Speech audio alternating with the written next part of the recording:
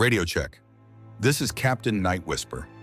Before we open tonight's classified file, I need to speak with you directly. As the squad knows, we operate in the shadows. But the algorithm on this platform is a brutal battlefield. Producing these full-length military horror operations takes weeks of intense research. It requires endless writing and heavy editing. I pour all my energy into these archives. Recently, our transmissions have not been reaching as many operators as they should. The views have been low, but I refuse to stop. If you enjoy this deep immersion into the dark, I ask for your support. Please hit the subscribe button. Leave a comment below. Share this transmission with someone who loves the unknown. Your loyalty is the only fuel that keeps this radio tower broadcasting. Now prepare yourselves, check your gear, turn off the lights, put your headphones on. Tonight we head into the Hindu Kush. Let us begin. The air at Bagram Airfield tasted like aviation fuel and hot dust. It was the summer of 2004. The war was still young. Our Special Forces team, ODA 73 Alpha, had just returned from a 3-week patrol in the eastern provinces. We were exhausted. Our boots were falling apart. Our bodies ached from the heavy ceramic plates we wore every single day. All we wanted was hot food and a dark tent to sleep in. But war does not care about tired men. Before we could even unload our weapons, a staff officer approached our transport truck. He held a classified folder tightly against his chest. He looked nervous. He told our team leader, Captain Hayes, that we were needed in the Tactical Operations Center immediately. We walked into the command bunker. The room was cold.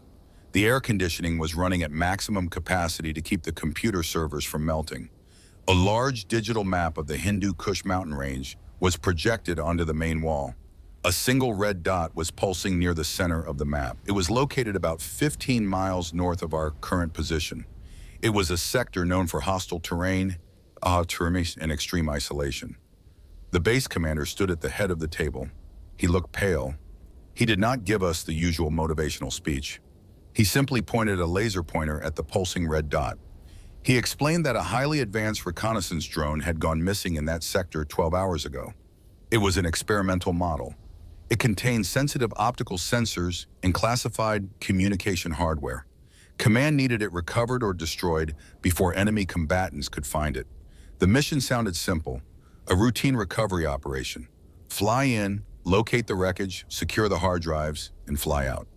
But Captain Hayes noticed something strange on the map. The drone's last known trajectory was impossible. The telemetry data showed the drone flying directly into the side of a solid mountain.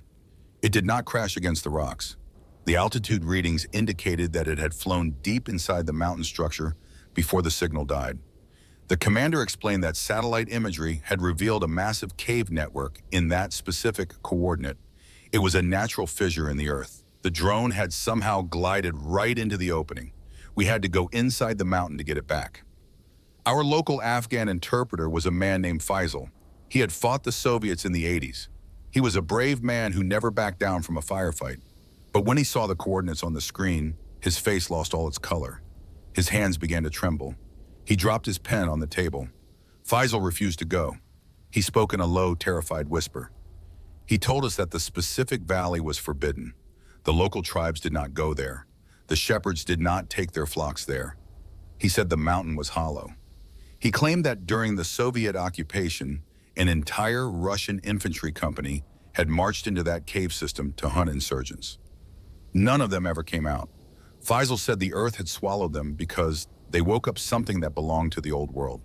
The command staff dismissed his warnings as local superstition. They told Faisal he would face consequences if he refused to translate for us. He simply shook his head, handed over his radio, and walked out of the bunker. He chose a military prison over going to that mountain. That should have been our first warning. 2 hours later, we were loaded onto a heavy transport helicopter. The twin rotors beat against the thin mountain air with a heavy, deafening rhythm. There were 6 of us. We carried extra ammunition, powerful tactical flashlights, and breaching explosives. We wore heavy night vision goggles mounted to our helmets. The flight took 20 minutes. The landscape below us was a harsh ocean of jagged gray rocks and deep shadows. The sun was beginning to set. The shadows in the valleys grew longer, stretching across the earth like black fingers. The helicopter descended toward a narrow, rocky plateau. It was the only flat surface near the target coordinates. The pilot refused to turn off the engines. He kept the rotors spinning, ready for an immediate takeoff. He shouted over the radio that the atmospheric pressure in the valley was messing with his navigation instruments. The compass on his dashboard was spinning violently in circles. We jumped out onto the loose rocks. The helicopter immediately pulled up and banked away, leaving us in complete silence. The silence was unnatural. There were no birds. There was no wind. The air felt heavy as if it were thick with water. We formed a tactical perimeter and activated our thermal optics. The entrance to the cave was 100 yards ahead of us. It did not look like a natural cave. It looked like a massive, jagged wound in the side of the mountain. A dark, open throat waiting to be fed. Captain Hayes signaled us to move forward. As we approached the massive opening, the temperature plummeted. We could see our breath turning into white fog, but the most disturbing part was the smell. It was not the scent of damp earth or animal droppings. A foul, metallic odor drifted out from the darkness. It smelled like ancient, rusted iron. It smelled like old blood. We raised our rifles, turned on our tactical lights, and stepped into the hollow mountain. We crossed the threshold into the mountain. The transition from the fading sunlight into total darkness was immediate. It felt like stepping through a physical wall. The air inside the cave was freezing. It carried a heavy, unnatural dampness that immediately soaked through our uniforms. Our tactical flashlights cut through the darkness. The beams illuminated thick clouds of dust floating in the stagnant air. The cavern was massive. The ceiling was entirely lost in the shadows above us. The walls were jagged limestone. They looked like the ribs of a giant, ancient beast. We moved in a tight tactical formation. We kept our rifles raised. Every footstep echoed off the stone walls. The sound of our boots crunching on the loose gravel seemed 10 times louder than it should have been. 5 minutes into our descent, the technology began to fail. It started with our thermal optics. The green glow of our night vision goggles began to distort. Wavy lines of static washed across our lenses. The thermal sensors could not read the environment properly. The rocks around us were shifting in temperature. 1 second, the walls registered as freezing cold. The next second, they glowed a bright, searing white, as if the stone itself was burning. Captain Hayes ordered us to switch off the thermal units. We had to rely strictly on our white flashlights. The darkness pressed in on us from all sides. Then, our communications died. The primary radio operator tried to contact the command center at Bagram. He pressed the transmit button on his handset. There was no response. There was not even the familiar hiss of empty static. The radio was completely dead. The digital compasses on our wrists began to spin wildly. The magnetic field inside the mountain was completely broken. We were entirely cut off from the outside world. We were completely alone. The smell grew stronger the deeper we walked. The scent of rusted iron and old, dry blood coated the back of our throats. It was sickening. 10 minutes later, the natural rock of the cave floor suddenly changed. Our boots stepped onto smooth, flat concrete. We swept our flashlights across the ground. The concrete path was heavily damaged. Deep cracks ran through the gray surface. Thick weeds and pale, colorless fungi grew from the broken cement. We followed the concrete path deeper into the cavern. Suddenly, the beams of our flashlights hit a massive structure in the darkness. It was a wall of reinforced military concrete. Thick steel rebar protruded from the broken edges of the wall. The structure stretched across the entire width of the cavern. It was a barricade. We approached the wall slowly. The concrete was covered in faded, peeling paint. There was writing on the wall. The letters were large and painted in deep red.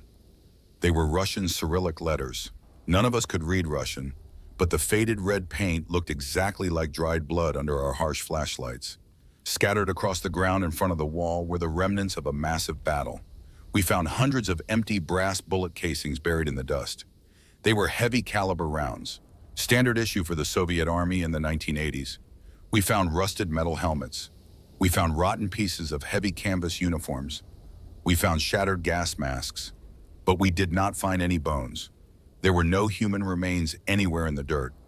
It was as if the soldiers had been completely erased from existence.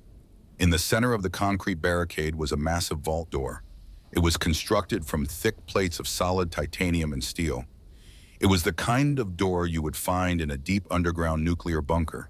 The steel was heavily rusted. But the most terrifying detail was the condition of the door. The vault door was not designed to keep an enemy army out of the bunker. The massive steel locking mechanisms were located on the outside. The heavy metal hinges were reinforced on our side of the wall.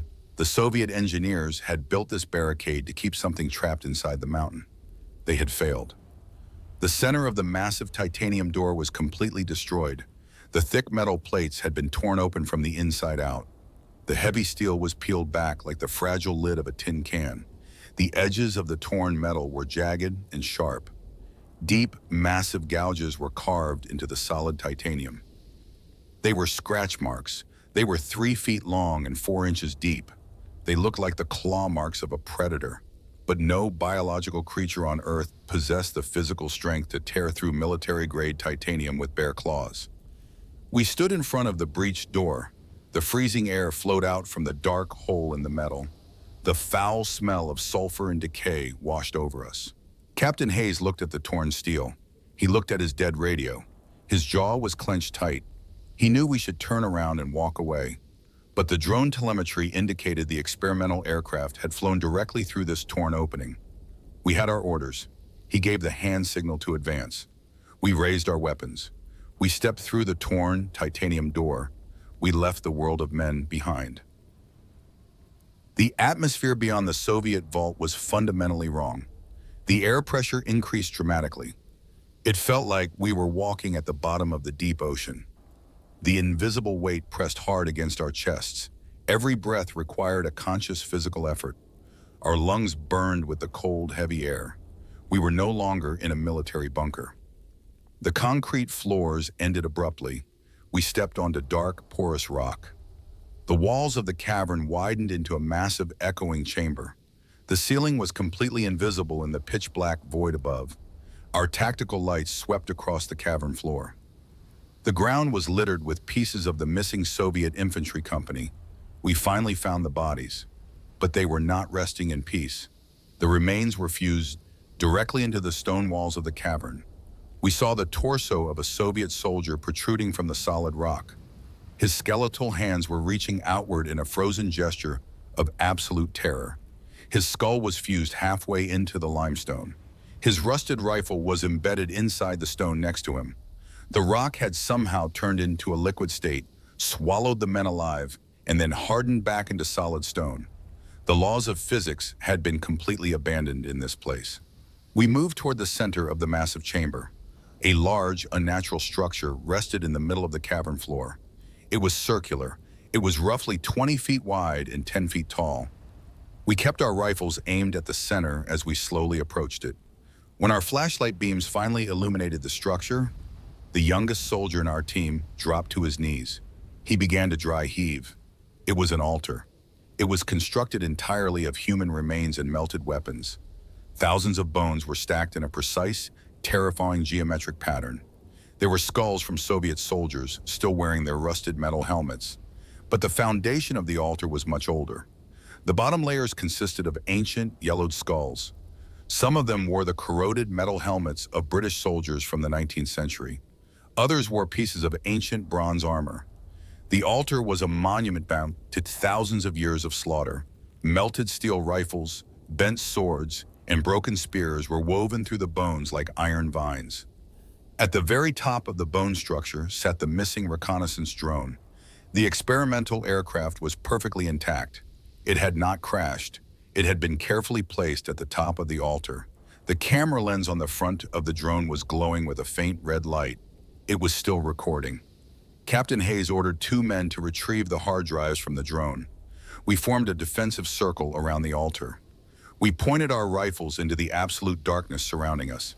Then the auditory hallucinations began. My tactical radio suddenly hissed with a burst of heavy static. I flinched. The radio had been completely dead for 20 minutes. I reached for the volume dial on my vest. A voice spoke through the speaker. It was loud and perfectly clear. It was speaking English. It was a frantic distress call. Command, this is 7-3 Alpha. We are taking heavy casualties. We need immediate extract. The weapons do not work. It is in the walls. I repeat, it is in the walls. The blood drained from my face. I recognized the voice immediately. It was Captain Hayes's voice. I turned my head to look at the captain.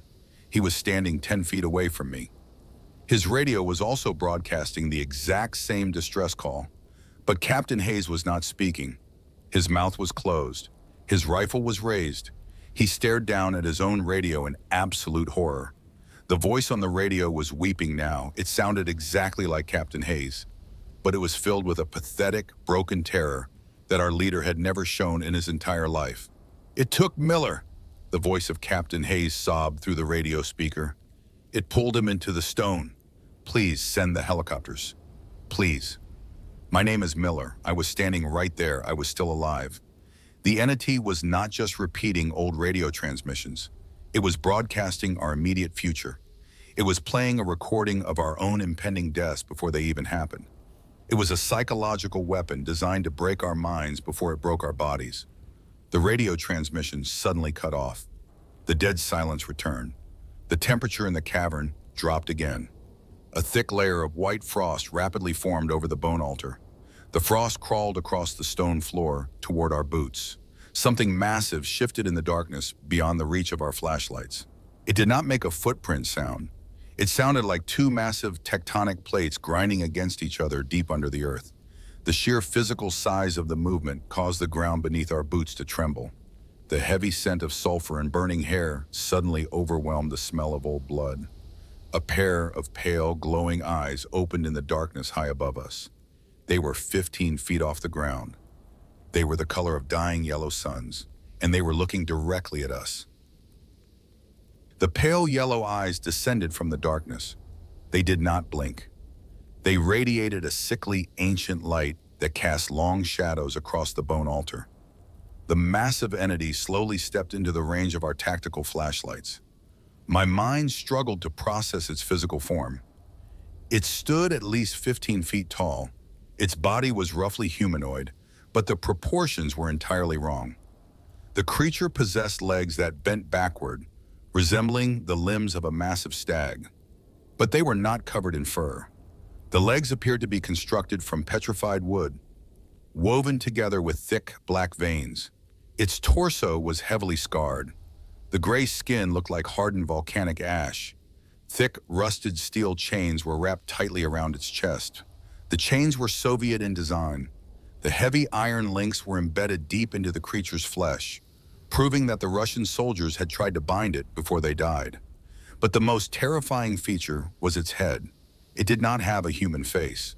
The entity wore a massive skull that resembled a prehistoric ram. Two enormous spiraling bone horns curved outward from the sides of its head.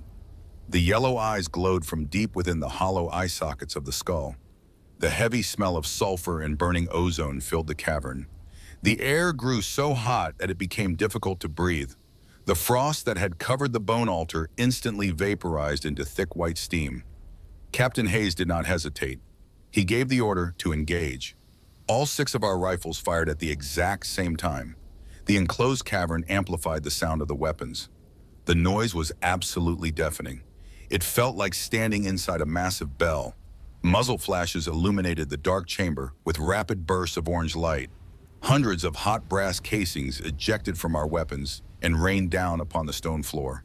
We aimed for the center of its massive chest. We fired armor-piercing ammunition designed to penetrate engine blocks. But the bullets never reached the target. About 5 feet away from the creature, the air was visually distorted. It looked like the shimmering heat rising from a desert highway in the middle of summer. As our high-velocity rounds entered this distortion field, they began to glow. Within a fraction of a second, the copper jackets melted completely. The lead cores turned into liquid. Drops of molten metal rained down harmlessly at the feet of the entity. We emptied our magazines, and the cavern was filled with thick, choking gun smoke. Our rifle barrels were smoking and dangerously hot. The horned god had not even flinched. It did not raise its arms to defend itself. It simply watched us exhaust our ammunition. Then the creature finally moved. It did not charge at us. It raised one massive, dark hand toward the ceiling. The gesture was slow and deliberate. The physical laws of gravity in the cavern instantly changed. I felt a sudden, terrifying weightlessness in my stomach. The heavy ceramic plates in my tactical vest pulled upward. Private Ramirez was standing closest to the altar. He suddenly lifted off the ground. He did not jump. He was pulled vertically into the air by an unseen force. He dropped his empty rifle. He clawed frantically at the empty space around him. He floated 10 feet above the floor, completely helpless. The horned god slowly lowered its hand. The invisible force slammed Private Ramirez directly into the stone ceiling of the cavern. The impact was brutal, but his body did not fall back down. The limestone rock of the ceiling turned into a liquid state upon impact. It swallowed the upper half of Ramirez's body. The stone then instantly hardened back into solid rock. Only his legs and his waist remained visible, hanging lifelessly from the ceiling high above us. There was no blood. There was no sound. He was simply gone. The entity turned its glowing yellow eyes toward Captain Hayes. A voice echoed directly inside our minds. It did not use our ears. It vibrated against the inside of our skulls. The voice sounded like grinding stones in ancient, dry wind. You bring iron, the voice resonated in our heads. You bring fire, but you are only meat, and the mountain is very hungry. Captain Hayes stared at the legs of Private Ramirez hanging from the ceiling. He looked at his smoking, useless rifle. He made the only tactical decision left. Fall back! Captain Hayes roared over the ringing in our ears. Everyone fall back to the vault! Move! We abandoned the bone altar. We abandoned the missing drone. We turned our backs to the horned god and sprinted toward the darkness. We ran blindly through the pitch-black cavern. Our tactical flashlights bounced wildly across the jagged limestone walls. The heavy gear on our chests restricted our breathing. My lungs felt like they were filled with broken glass. The distance back to the Soviet vault seemed much longer than before. The geography of the cave was actively changing. The ground beneath our boots began to roll and shift, like the deck of a ship caught in a violent storm. The entity was not chasing us on foot. It was using the mountain itself to hunt us. Massive stalactites detached from the invisible ceiling high above. They fell like heavy artillery shells. One of the massive stone spikes shattered the ground just 3 feet away from me. The sharp shrapnel cut deep into my shoulder. I ignored the pain and kept running. The walls of the cavern began to close in. The wide, echoing chamber was narrowing into a tight tunnel. The mountain was trying to crush us. Keep moving, Captain Hayes shouted from behind me.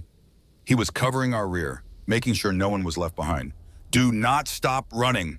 The thick clouds of dust made it nearly impossible to see. My eyes were burning with sweat and dirt. But finally, my flashlight beam reflected off something metallic in the distance. It was the Soviet titanium vault door.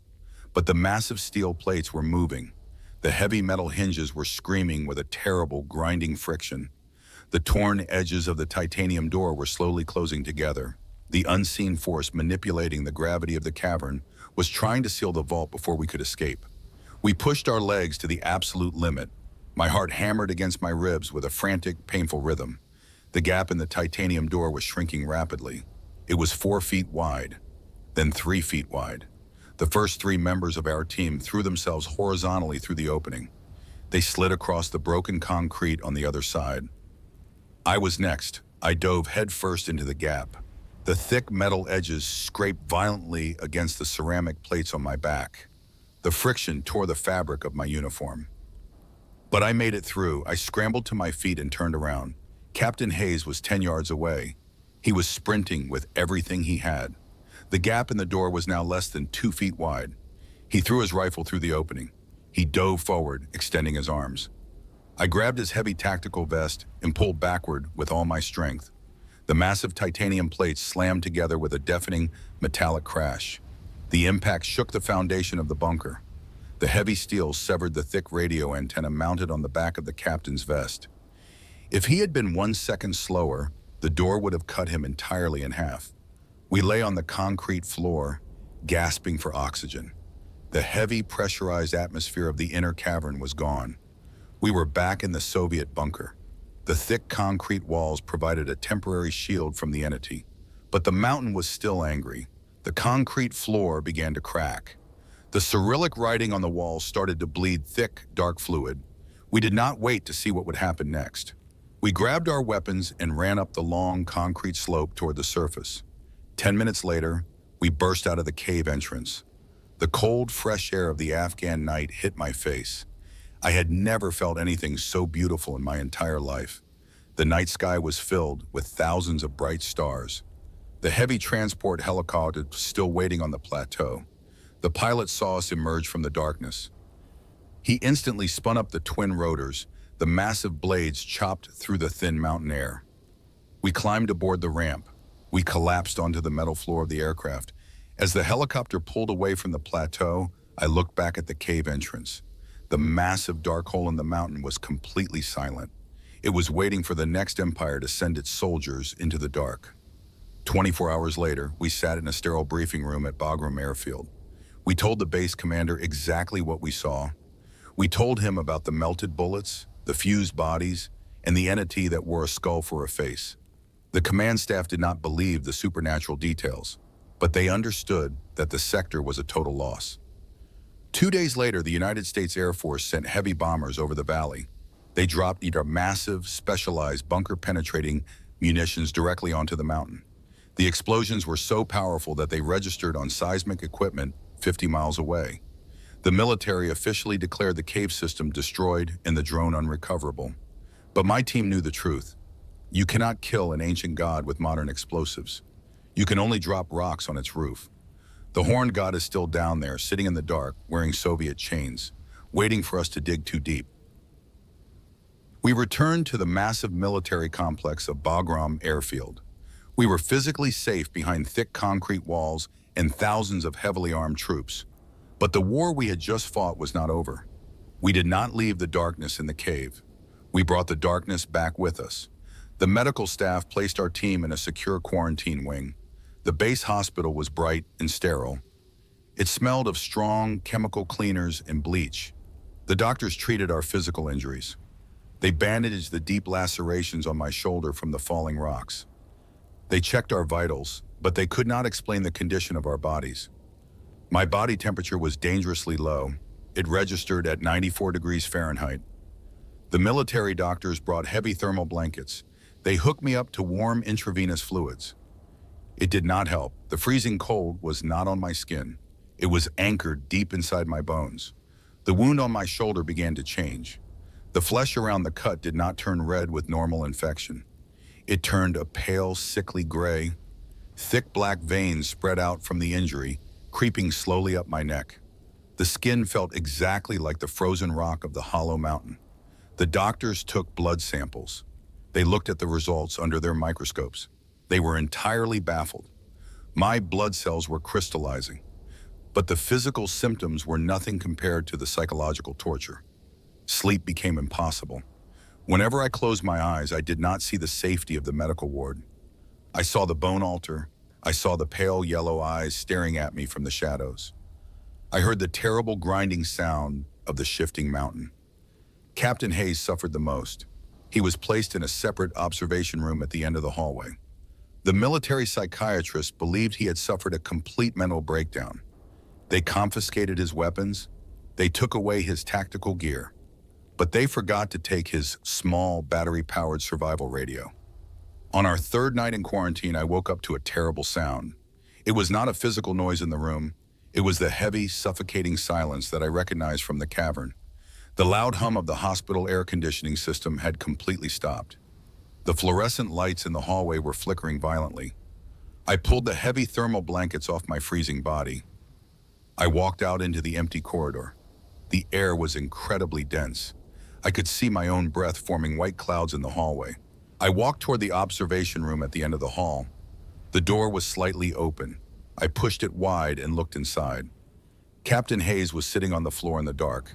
He was staring at the small survival radio in his hands. The radio was not tuned to a military frequency. It was emitting a low rhythmic frequency of heavy static. I stepped into the room. I asked the captain what he was doing. He did not look at me. He simply pointed a trembling finger at the radio speaker. A voice began to bleed through the static. It was faint at first, but it grew louder with every passing second. It was the voice of Private Ramirez, the soldier who had been swallowed alive by the stone ceiling. Ramirez was not crying for help. He was whispering. He was speaking in a strange rhythmic cadence. He was reciting the exact serial numbers of the medical equipment in our hospital wing. Then he began reciting the names and home addresses of the doctors who had treated us. The entity was using the voice of our dead friend. It was proving that it knew exactly where we were. Captain Hayes finally looked up at me. His eyes were hollow and bloodshot. He looked like a man who had already died. "They dropped bunker buster bombs on the mountain," Captain Hayes whispered, his voice cracking with absolute despair. "They thought they buried it, but they just destroyed the Soviet cage. They let it out, and it is following the blood." Suddenly, the main emergency sirens of Bagram Airfield activated. The massive warning horns echoed across the entire military base. But they were not signaling a rocket attack. The sirens were hijacked. The mechanical wailing of the alarms was replaced by a massive, distorted voice echoing across the desert. It was the voice of the horned god, speaking through every single loudspeaker on the base. "I am awake." The massive voice vibrated through the concrete walls of the hospital. "And I am very hungry." The psychological attack on the base lasted for exactly 3 minutes. Then the loudspeakers returned to normal static. The lights stopped flickering. The heavy atmospheric pressure vanished. The military police scrambled across the base, searching for insurgents who might have hacked the communication arrays. They found nothing. The technical engineers confirmed that the broadcast did not originate from an external radio tower. The signal had manifested directly inside the copper wires of the base infrastructure. Command was in a state of absolute panic, but Captain Hayes and I knew the truth. We knew we needed answers that military science could not provide. We broke out of the medical quarantine wing. The guards were too distracted by the base-wide emergency to notice us leaving.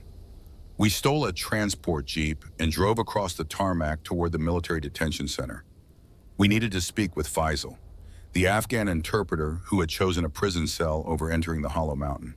The detention facility was a heavily fortified concrete building on the edge of the base.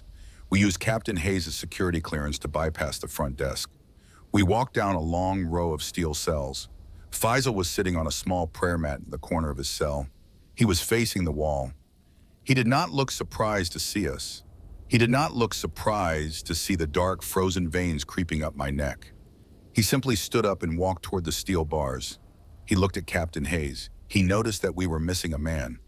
"You brought the iron into the dark," Faisal said quietly.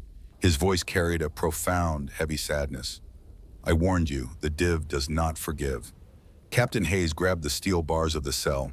He demanded to know what the entity was. He demanded to know how to stop it. Faisal shook his head slowly. He explained that the creature in the mountain was a div, an ancient, malevolent spirit from Persian mythology. But he said the ancient stories were wrong. The div was not a ghost or a simple demon.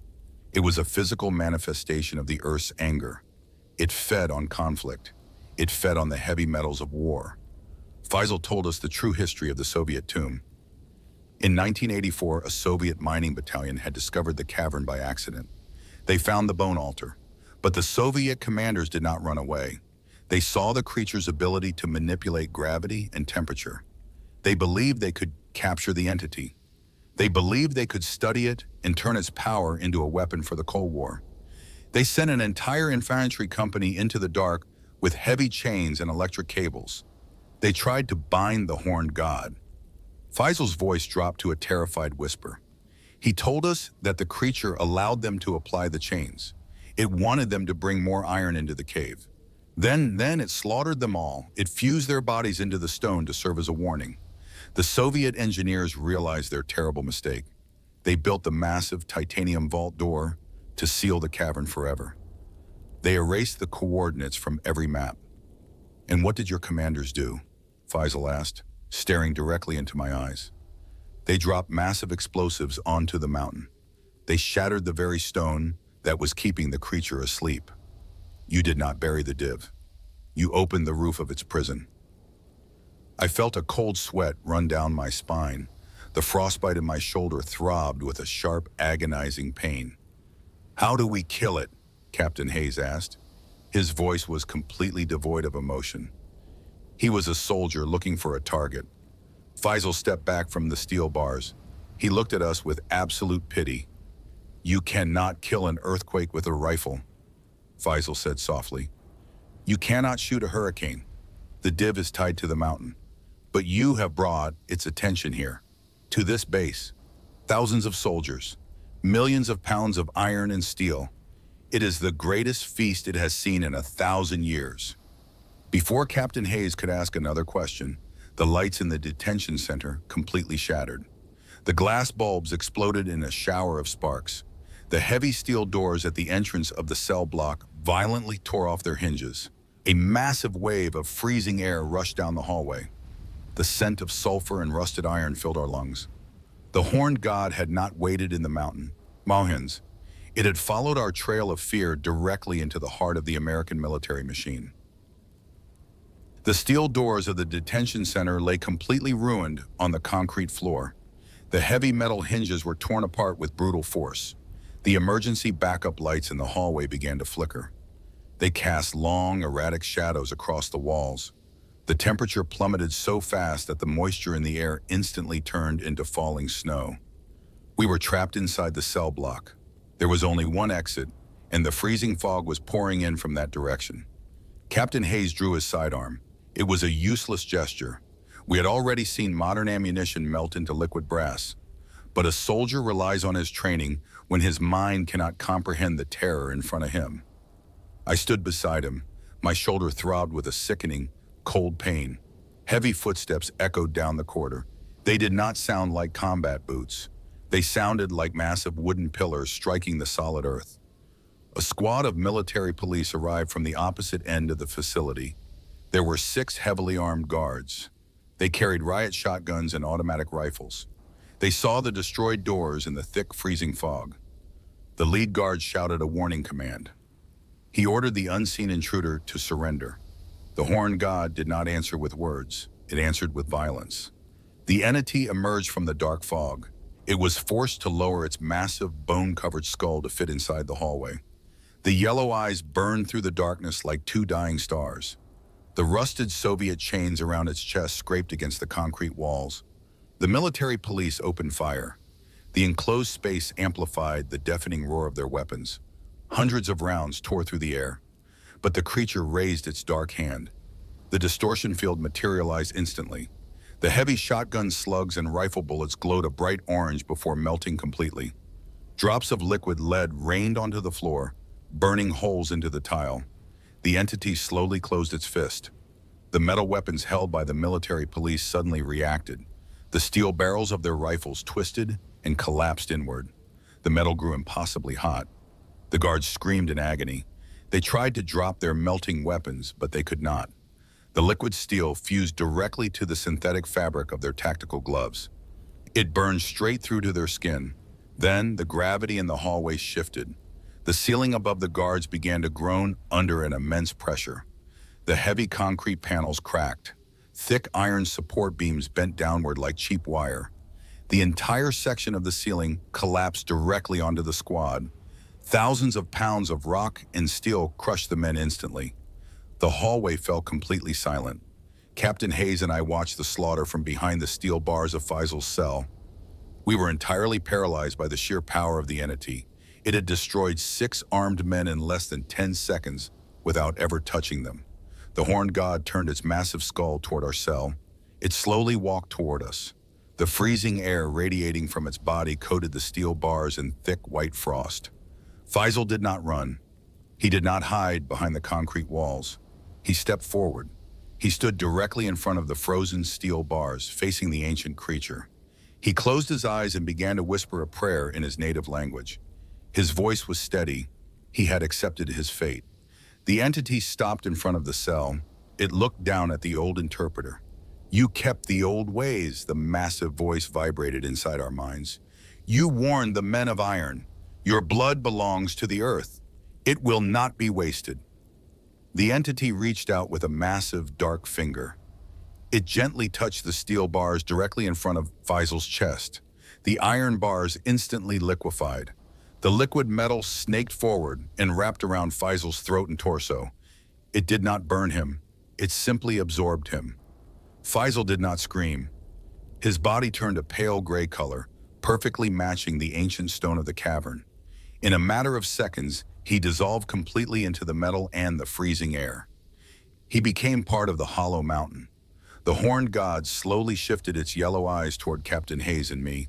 "Run," the voice commanded in our skulls. "Show me how the new empires bleed." We did not hesitate.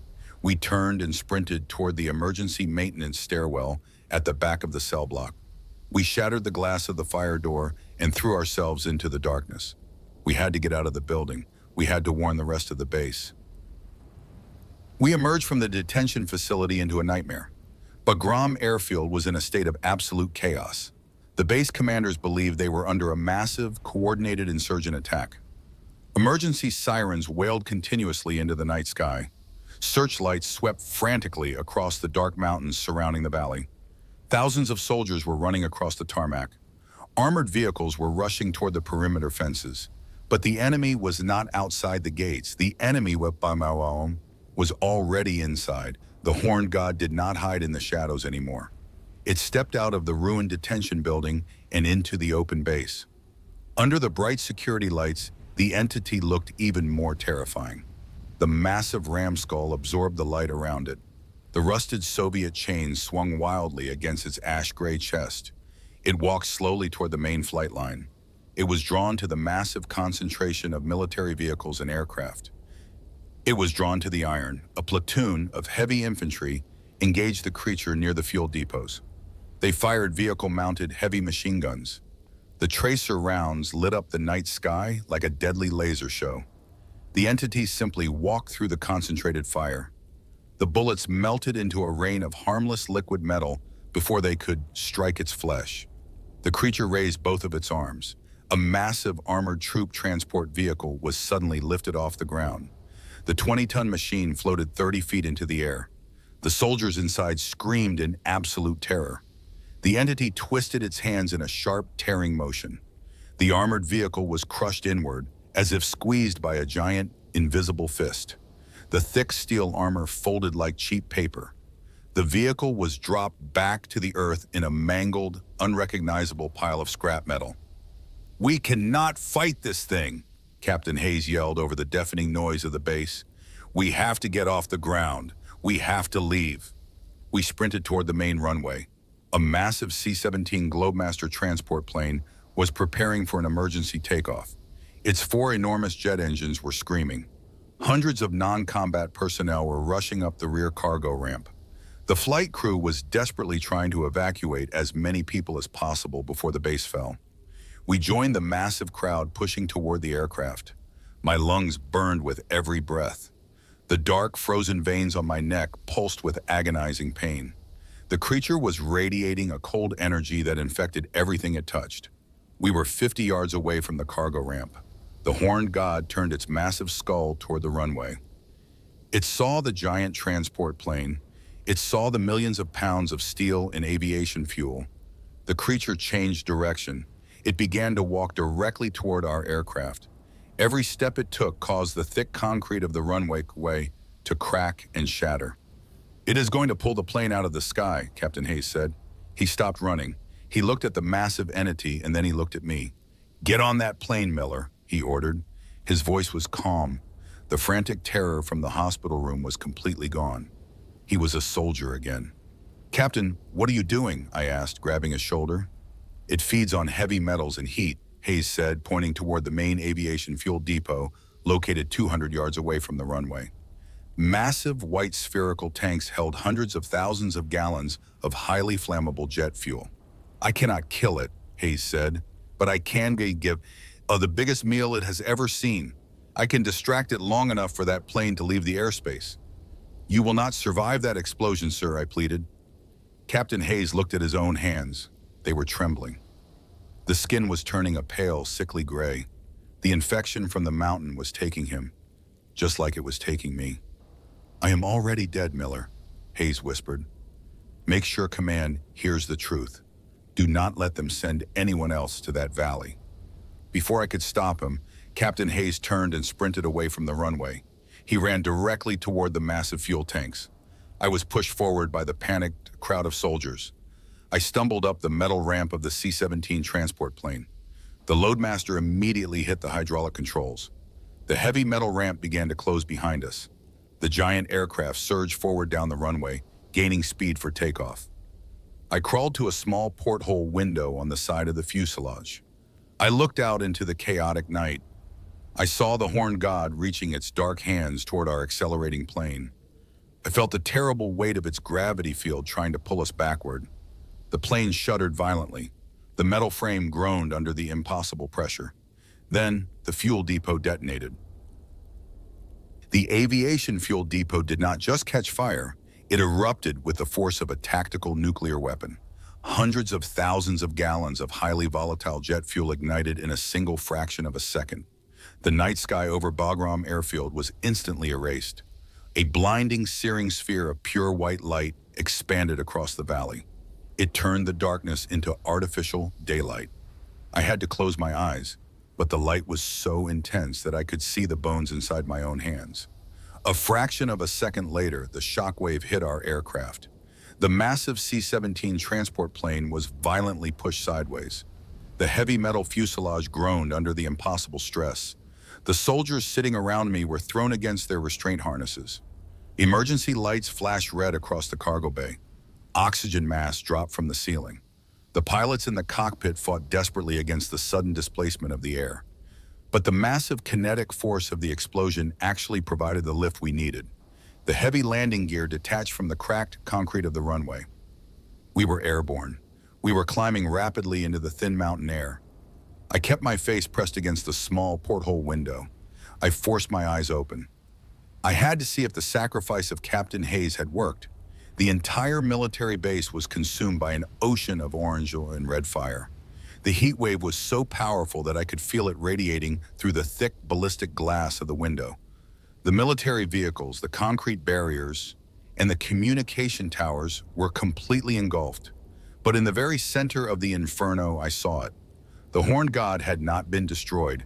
It was standing directly at the epicenter of the massive explosion. The roaring flames did not consume its flesh. The fire was actively flowing into the entity.